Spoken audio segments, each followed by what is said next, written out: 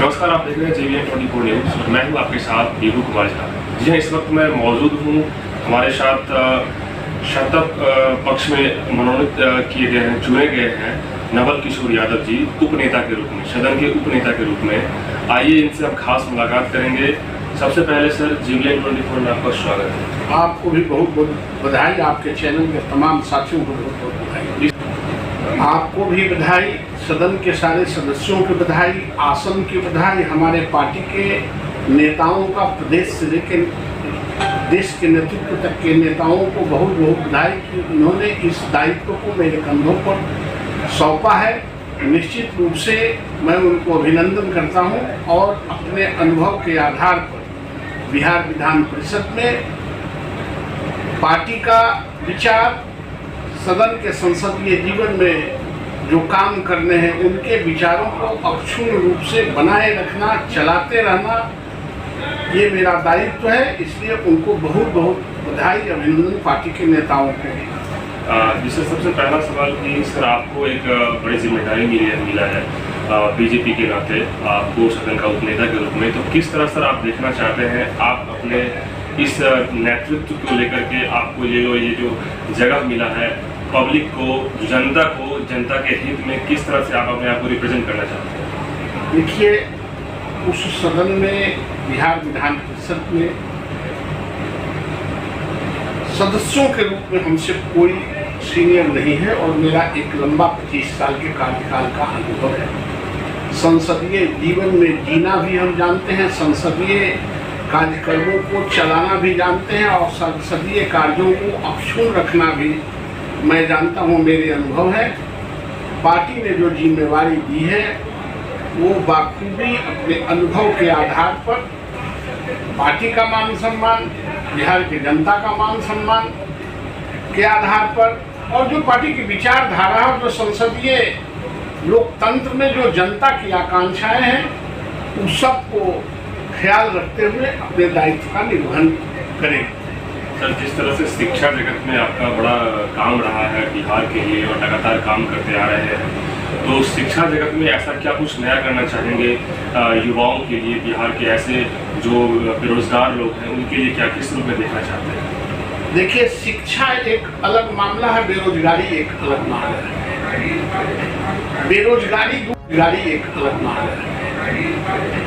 बेरोजगारी दूर करने का जगह शिक्षा नहीं है, ये अनगर हीरों को तराश के कोहिनूर बनाने का जगह है विद्यालय, महाविद्यालय और विश्वविद्यालय। तो शिक्षा जगत में सबके इतना उन्नत हो जाए स्कूल, इस तरह के प्रावधान हो कि सबके बच्चे इन्हीं स्कूलों में पढ़ने लगे और कृष्ण और सुदामा की जो परंपरा थी हमारी संस्कृति में एक साथ पुनः कायम हो जाए। आज कृष्ण अलग हो गए हैं क्योंकि राजपुत्र हैं और सुदामा निर्धन पुत्र हैं, अलग हो गए हैं। ये परंपरा को फिर से शुरुआत करें और हमारे विद्यालयों और महाविद्यालयों में एक साथ पढ़ें।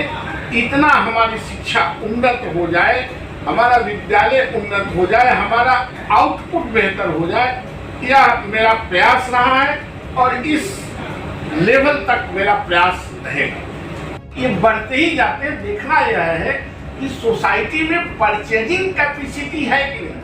अगर इस गंजी का दाम 50 रुपया से 60 रुपया हो गया तो यह देखें कि पहले जो बाजार में ये गंजी का बिक्री 200 पीस था, ये कहीं 198 तो नहीं हो गया।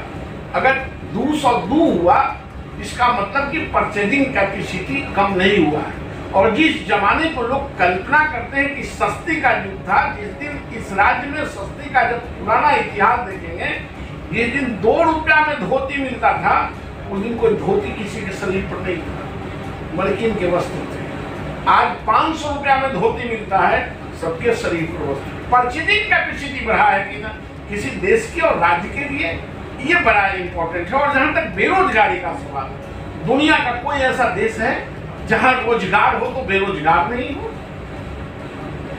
दिन हो तो रात नहीं हो, जवानी हो तो बुढ़ापा नहीं हो, जन्म हो तो मौत नहीं हो।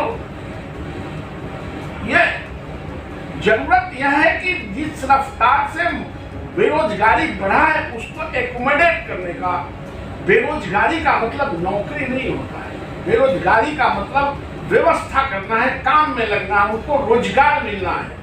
तो वो सरकार 20 लाख लोगों के रोजगार के लिए अभी इथेनॉल के जो हमारे इंडस्ट्रीज लगाए जा रहे हैं उससे दो काम होगा, हम पेट्रोल भी कम कंज्यूम करेंगे, इथेनॉल से गाड़ी चलाएंगे, और जो इथेनॉल के हमारे यहाँ प्रोडक्शन होगा उसमें मैक्सिमम नौजवानों को काम करने का अवसर भी प्रदान होगा। यह सरकार इन मुद्दों पर भी सोच रही है और कर रही है। सर बहुत बहुत धन्यवाद हमसे हमारे चैनल से बात करने के लिए जीवीएन 24 से।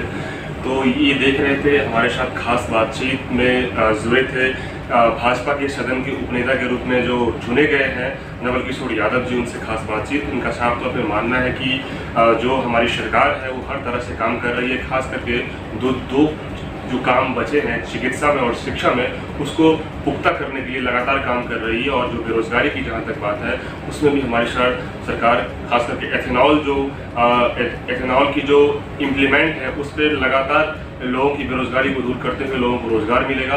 इन तमाम तरह की बातों के द्वारा सबसे रूबरू हुए हैं। और आगे की अपडेट देखते रहिए हमारे सहयोगी अंजलि शर्मा के साथ बीहू की रिपोर्ट पटना।